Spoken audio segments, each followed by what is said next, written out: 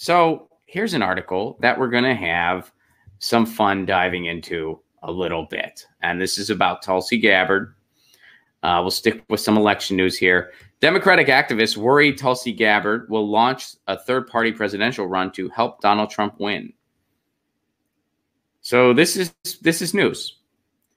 Ronald Reagan famously postulated an 11th commandment, thou shalt not speak ill of any fellow Republican. Democrats desperate for a united front against President Donald Trump have hoped their presidential candidates this year would follow a similar decree. Okay, so right away, what do we get? Right away, we get the kind of Democratic establishment playbook. First of all, channel and celebrate Ronald Reagan. Republicans do that, and the Democrat establishment does it. Number two, talk about how, and this is specific to the Democratic establishment, obviously, talk about how we got to be united to beat Trump. And that's all that matters. So, hey, we have these shitty donor-friendly policies that do not help anybody, but we got to be united to beat Trump, and that's all that matters. First two paragraphs there, or mini paragraphs, right out of the establishment playbook, establishment talking points through and through that have been shoved down our throats for the past couple years. But I'm sure it gets better. Wink, wink. All right. What else? Okay. This was, of course, wishful thinking.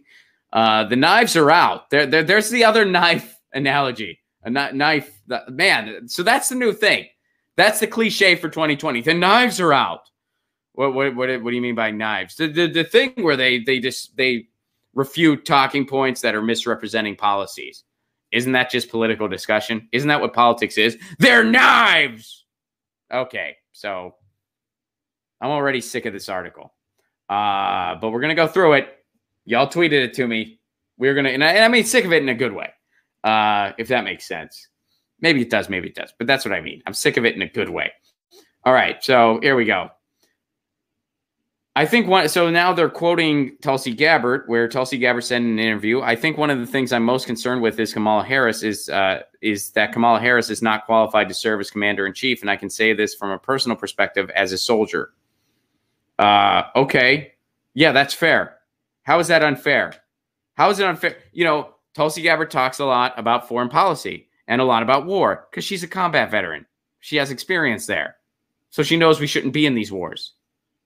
Kamala Harris giggles over the idea of putting parents of children who don't make it to school on time in jail. And she giggles at the idea of putting anyone who uses pot in jail. Maybe that person shouldn't be in charge of our foreign policy. Maybe it's a bad idea if that person was in charge of foreign policy. Very fair critique of Kamala Harris. One of the many things that makes Kamala Harris a not-so-great candidate. But let's go on in this article here. So what's the conclusion here of Tulsi Gabbard's critique of Kamala Harris?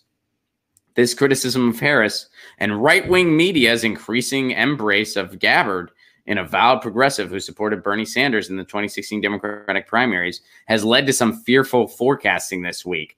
Hot take prediction, Tulsi Gabbard is going to endorse Trump in the end. The Hill correspondent Reed Wilson tweeted on Tuesday, I highly doubt that will happen. Neera Tanden weighed in as well. My prediction, Tulsi runs as a third-party Green candidate to help Trump win. I will take bets on this. Okay, I'd be willing to bet Neera Tanden that is not going to happen. In fact, Neera Tanden, if you see this, $20. No, you know what? $27. Neera Tanden, if you see this, $27 says that doesn't happen. $27 says no matter what happens in the primary, Tulsi Gabbard is not going to run as a Green for president. $27. Tulsi Gabbard was asked on the Jimmy Dore show directly why she doesn't leave the Democratic Party, and she said why. She essentially said, and you know, I'm just going by memory here, but she said like she wants to work from within, so to speak. Those aren't her exact words, so don't quote me on that. But that's essentially the answer she gave. She was asked, why don't you break off, start a new party? She said she didn't think that would unfold great. That was essentially her answer. She's like, I don't think that would work out great. And again, paraphrasing, I'm going by memory, but that's essentially what she said. I don't see her running as a Green. I don't see her endorsing Trump. Are there valid criticisms of Tulsi Gabbard? Abso-freaking-lutely. Is this one of them? This speculation that, oh, she's going to endorse Trump. What are you basing that off of? Not much. In fact, we'll go more into the article here because there's some stuff here, and this is just recycled talking points. There is not an original thought in this article at all. But here's what the article is basing this off of. Political scientist and former Clinton administration appointee. Okay, so this Clinton appointee is agreed with Neera Tanden here. So here's what they're basing this off of.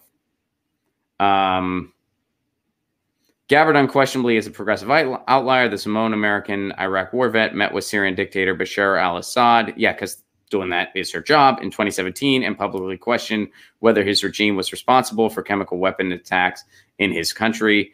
So does the OPCW. She once held homophobic views. That was years and years ago. She has apologized profusely for that and has a 100% voting record with the HRC.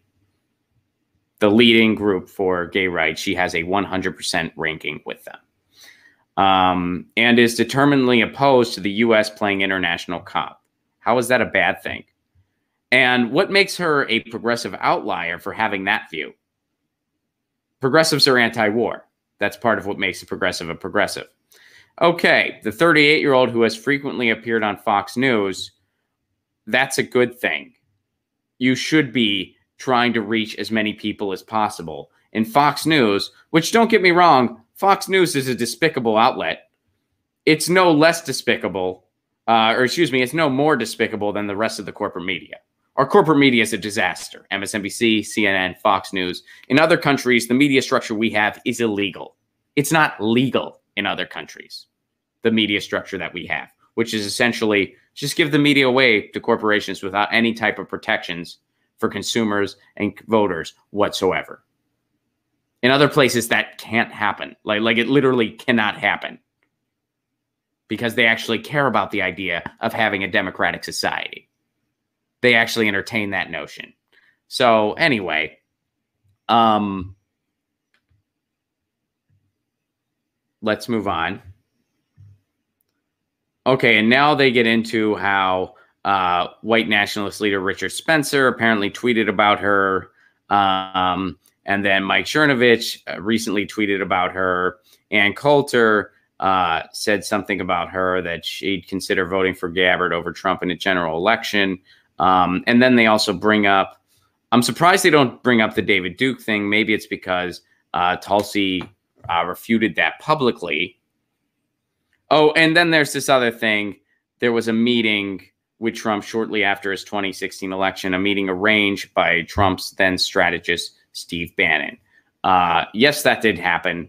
Was she ever being considered for a position? Probably not. Basically, they just wanted some people that had combat experience, that had some experience with overseas relations, with foreign relations. So they brought her in. What was she supposed to say? No. He's the president. Donald Trump is the president of the United States. Saying that literally makes my stomach turn. It's disgusting that Donald Trump is the president of the United States, but he is. If you're a public official who deals with, issues of foreign diplomacy, that's something Tulsi Gabbard deals with on different committees and in her job and in something that she is passionate about. And the president of the United States wants to take a meeting with you because he wants to meet with people who have experience in that field. What are you supposed to say? No? So again, these are just, they're trying to make these points of association, and it's very weak at best. It is just an incredibly lame,